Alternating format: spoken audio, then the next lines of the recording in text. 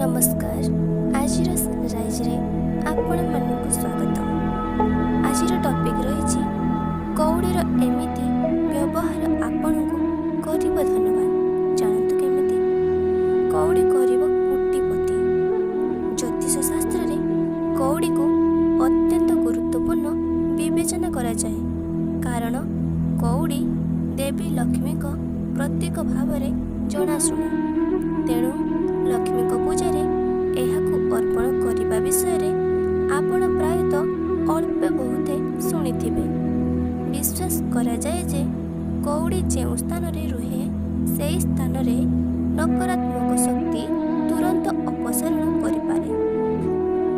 एपरी परिस्थिति रे जदि कौड़ी को हाथ रे धारण करा जाए तेबे एथिरु कोन लाभ मिल पारिबो आसंतु जानिबा। हाथ रे कौड़ीर परिधान आनी थाए एही सब फायदा।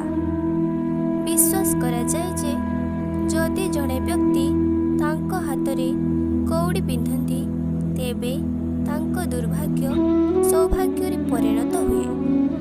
तांकर बंद भाग्य खुली जिबार संभावना रहिछि।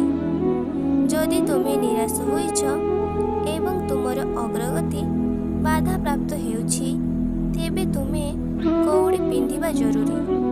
एहाकु पिंधिबा द्वारा सुख आपणक जीवन में आसीबा आरंभ करे एवं प्रगति घटिबा आरंभ करे। दूरे रहिथिबा नकारात्मक ऊर्जा।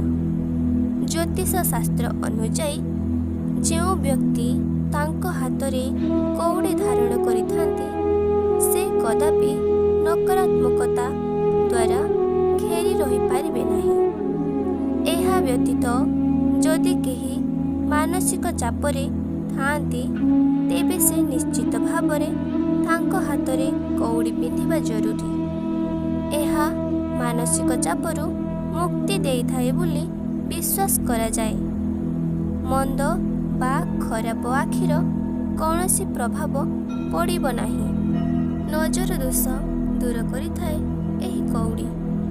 जदि केही दृष्टि शक्ति रे असुविधा रे पड़ती तेबे से कौड़ी पिंधिबा उचित। एहा थिबा पर्यंत त्रुटिर मुक्ति पाइबारे साहाय्य करिथाए।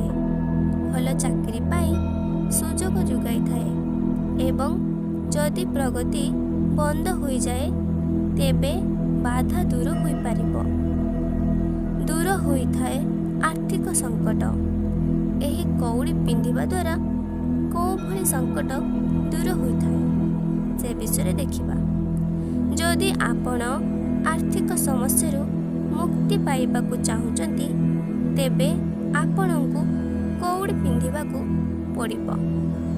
जदि आपण टंका संबंधी समस्यार सम्मुखीन हेउछंती तेबे कौड़ी पिंधिबा द्वारा दूर होइथाए एवं टंकार आगमन होइथाए।